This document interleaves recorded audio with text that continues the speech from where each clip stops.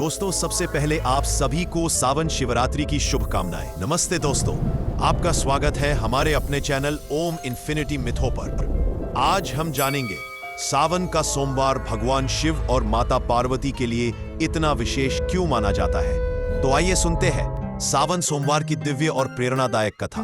Video को अंत तक जरूर देखें और सभी सनातन भक्तों के साथ इसे साझा करें।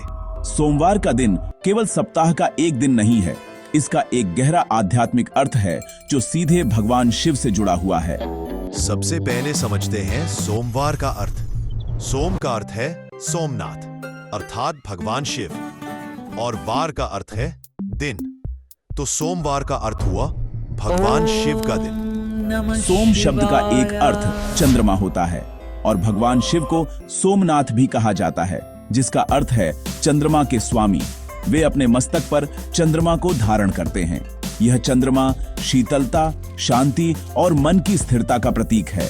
जब हम सोमवार को शिव की पूजा करते हैं तो हम वास्तव में अपने मन को शांत करने और जीवन के उतार चढ़ाव में संतुलन खोजने की प्रार्थना कर रहे होते हैं। यह दिन हमें याद दिलाता है कि जैसे शिव ने विष पीकर भी शांति बनाए रखी, वैसे ही हम भी अपने जीवन की कठिनाइयों को शांति से पार कर सकते हैं। भगवान शिव का सोमवार से एक और गहरा संबंध है। सोम का एक अन्य अर्थ सौम्य या शांत भी होता है। भगवान शिव जितने रौद्र और विनाशक हैं, उतने ही सौम्य और कल्याणकारी भी हैं। वे भोलेनाथ हैं जो भक्तों की छोटी सी प्रार्थना से भी प्रसन्न हो जाते हैं। सोमवार का दिन उनके इसी शांत और सौम्य स्वरूप को समर्पित है। इस दिन उनकी पूजा करने से जीवन में सुख, शांति और समृद्धि आती है। यह दिन हमें सिखाता है कि शक्ति का असली रूप विनाश में नहीं बल्कि सृजन और कल्याण में है। शिव की तरह शक्तिशाली होकर भी शांत रहना ही सच्ची साधना है, और सोमवार हमें इसी साधना की प्रेरणा देता है। सावन का महीना वर्षा ऋतु का प्रतीक है, जब प्रकृति हरी भरी हो जाती है। ठीक इसी तरह सावन का सोमवार भक्तों के जीवन में आशा और भक्ति की नई हरियाली लाता है। पौराणिक कथाओं के अनुसार सावन के महीने में ही माता पार्वती ने कठोर तपस्या करके भगवान शिव को पति रूप में प्राप्त किया था। इसलिए यह महीना शिव और शक्ति के मिलन का महीना माना जाता है। इस महीने में पड़ने वाले हर सोमवार का विशेष महत्व होता है। भक्त इस दिन व्रत रखते हैं, शिव मंदिरों में जल और बेलपत्र चढ़ाते हैं और महादेव से अपने मन की इच्छा पूरी करने की प्रार्थना करते हैं। यह समय भक्ति में डूब जाने का है। सोमवार को शिव का दिन मानने की परंपरा सदियों पुरानी है। यह केवल एक धार्मिक अनुष्ठान नहीं बल्कि एक आध्यात्मिक यात्रा है। यह हमें अपने भीतर के शिव तत्व को जगाने का अवसर देता है। शिव का अर्थ है जो नहीं है, यानी अस्तित्व से परे की शून्यता। सोमवार का व्रत और पूजा हमें सांसारिक मोह माया से थोड़ा दूर ले जाकर उस परम शांति का अनुभव कराते हैं। यह हमें याद दिलाता है कि हमारा असली स्वरूप आत्मा है, जो शांत, स्थिर और आनंदमय है। इसलिए जब भी सोमवार आए, बल्कि इसे अपने भीतर की यात्रा का एक विशेष अवसर माने और शिव की कृपा प्राप्त करें। यह कथा उस समय की है जब माता आदिशक्ति ने माता सती का जन्म लिया, जब भगवान शिव और माता आदिशक्ति का फिर से मिलन हुआ। जब भगवान शिव की पत्नी माता सती थी, वे प्रजापति दक्ष की पुत्री थी। दक्ष एक शक्तिशाली राजा थे, लेकिन उन्हें भगवान शिव पसंद नहीं थे। वे शिव को एक योगी, एक तपस्वी मानते थे जो राजसी वैभव से दूर रहते थे। दक्ष अपनी पुत्री सती का विवाह किसी राजकुमार से करना चाहते थे, लेकिन सती का हृदय तो केवल भगवान शिव के लिए ही धड़कता था। फिर माता आदिशक्ति यानी माता सती ने अपने पिता प्रजापति दक्ष को मनाकर भगवान शिव से विवाह किया। प्रजापति दक्ष ने माता सती की बात मानकर उन्होंने माता सती का भगवान शिव से विवाह करवा दिया, परंतु अभी भी उनके मन में भगवान शिव के प्रति वे शिव को अपना शत्रु मानने लगे और उन्हें अपमानित करने का अवसर खोजने लगे। कुछ समय बाद प्रजापति दक्ष ने एक बहुत बड़े यज्ञ का आयोजन किया। उन्होंने उस यज्ञ में सभी देवी देवताओं, ऋषियों और राजाओं को आमंत्रित किया, लेकिन उन्होंने जानबूझकर भगवान शिव और अपनी पुत्री सती को निमंत्रण नहीं भेजा। उनका उद्देश्य पूरी सभा के सामने शिव का अपमान करना था। जब माता सती को इस यज्ञ के बारे में पता चला तो उनका मन अपने परिवार से मिलने के लिए व्याकुल हो उठा। उन्होंने भगवान शिव से वहां जाने की अनुमति मांगी। शिव ने उन्हें समझाया कि बिना बुलाए किसी के घर जाना उचित नहीं होता, विशेषकर वहां जहां हमारा सम्मान न हो। शिव को अनिष्ट की आशंका थी, लेकिन सती का मन नहीं माना। उन्हें लगा कि एक बेटी को अपने पिता के घर जाने के लिए निमंत्रण की क्या आवश्यकता है। वे सोचने लगीं कि शायद उनके पिता ने क्रोध में उन्हें बुलाना भूल दिया होगा।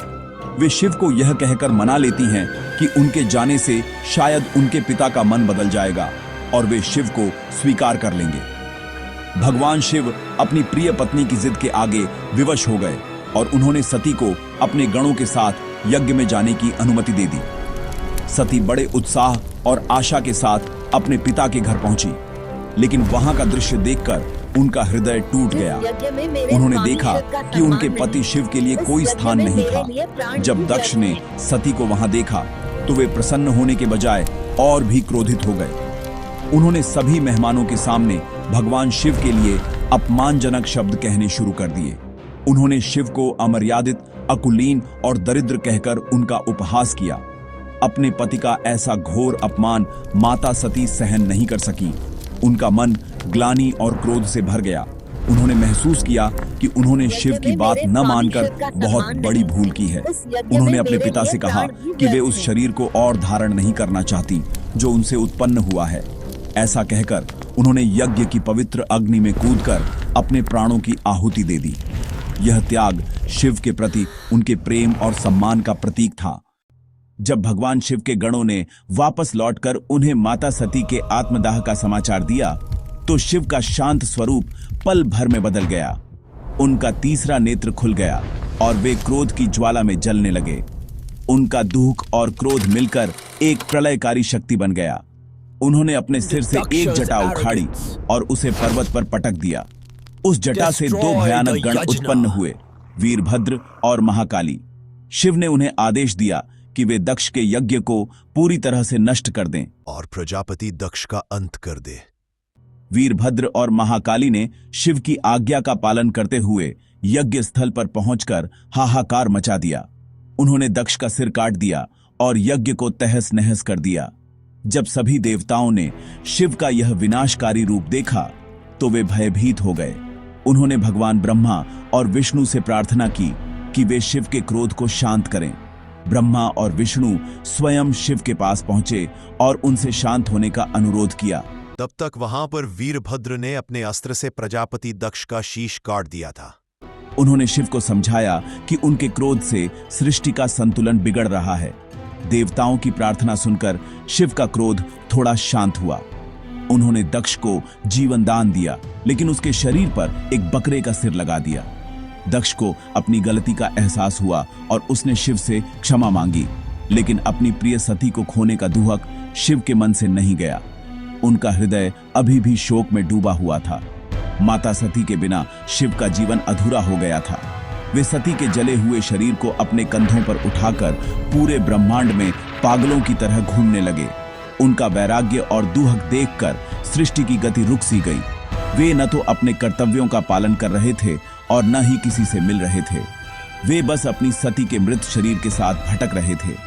यह देखकर भगवान विष्णु को सृष्टि की चिंता हुई।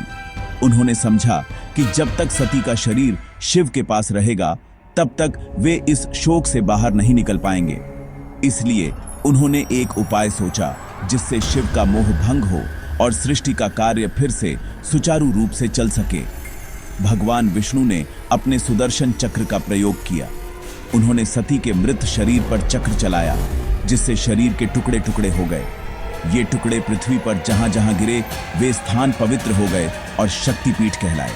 कहा जाता है कि सती के शरीर के 51 टुकड़े हुए थे और इस तरह 51 शक्तिपीठों की स्थापना हुई।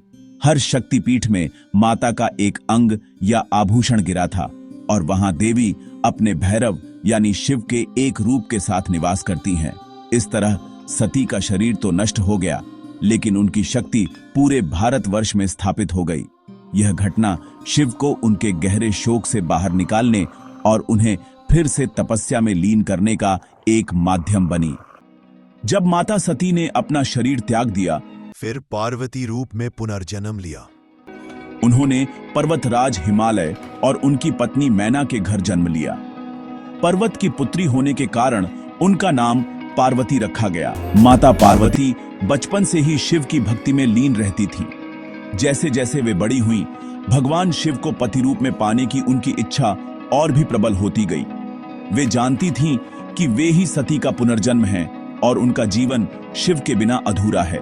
लेकिन उस समय भगवान शिव सती के वियोग में सब कुछ त्याग कर गहरी तपस्या में लीन थे।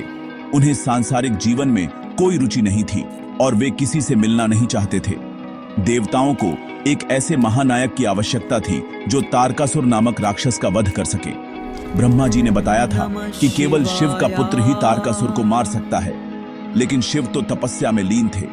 इसीलिए देवताओं ने कामदेव को भेजा ताकि वे शिव के मन में पार्वती के प्रति प्रेम जगा सकें। कामदेव ने शिव पर अपना पुष्प बाण चलाया, जिससे शिव की तपस्या भंग हो गई। क्रोधित होकर शिव ने अपना तीसरा नेत्र खोलकर कामदेव को भस्म कर दिया। इस घटना से माता पार्वती को बहुत दुख हुआ, लेकिन उन्होंने हार नहीं मानी। उन्हें समझ आ गया कि शिव को सौंदर्य या काम से नहीं जीता जा सकता। तब नारद मुनि ने पार्वती को सलाह दी कि यदि वे शिव को पाना चाहती हैं तो उन्हें कठोर तपस्या करनी होगी। माता पार्वती ने राजसी सुख सुविधाओं को त्याग दिया और एक तपस्विनी का जीवन अपना लिया। वे घने जंगलों में चली गईं और कठिन साधना करने लगीं। गर्मियों में वे चारों ओर आग जलाकर तपस्या करती, सर्दियों में बर्फीले जल में खड़ी रहती और वर्षा ऋतु में खुले आसमान के नीचे भीगती रहती। उन्होंने पहले फल फूल खाना छोड़ा, फिर पत्ते खाना भी बंद कर दिया। इसीलिए उनका एक नाम अपर्णा भी पड़ा। उनकी तपस्या इतनी कठोर थी कि तीनों लोग कांप उठे। वे केवल शिव के नाम का जाप करती थीं और उनका ध्यान करती थीं। माता पार्वती की कठोर तपस्या को देखकर भगवान शिव उनकी परीक्षा लेने आए। वे एक बूढ़े ब्राह्मण का वेश धारण करके पार्वती के पास पहुंचे। उन्होंने पार्वती से कहा कि वे एक सुंदर राजकुमारी हैं और उन्हें यह कठिन तपस्या छोड़कर किसी राजकुमार से विवाह कर लेना चाहिए। उन्होंने शिव की निंदा करते हुए कहा कि वे तो एक भस्म लगाने वाले श्मशान में रहने वाले योगी हैं, उनके साथ रहकर कोई सुख नहीं मिलेगा। माता पार्वती अपने निश्चय पर अडिग रहीं। उन्होंने उस ब्राह्मण को उत्तर दिया कि उनका जीवन केवल शिव के लिए है और वे उन्हीं से विवाह करेंगी, चाहे कुछ भी हो जाए। पार्वती का यह दृढ़ संकल्प और अटूट प्रेम देखकर भगवान शिव अपने असली रूप में प्रकट हो गए। जब भगवान शिव ने माता पार्वती का अटूट प्रेम और उनकी कठोर तपस्या देखी तो उनका हृदय पिघल गया। वे पार्वती के समर्पण से बहुत प्रसन्न हुए।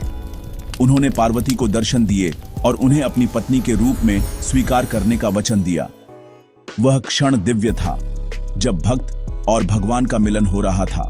भगवान शिव ने स्वयं कहा, जिस प्रकार सावन के महीने में पार्वती ने मुझे पाने के लिए व्रत और जल अर्पण किया, हल्दी और चंदन का लेपन किया और रोज बेलपत्र, फूल, फल और इत्यादि का चढ़ाए अर्पित किया, वैसे ही कोई भी कन्या, स्त्री या भक्त यदि सावन के सोमवार को व्रत रखे, मेरी भक्ति करे, जल अर्पण करे, तो उसे इच्छित फल और वर अवश्य प्राप्त होगा। पुराणों के अनुसार यह अद्भुत घटना सावन के पवित्र महीने में ही घटी थी।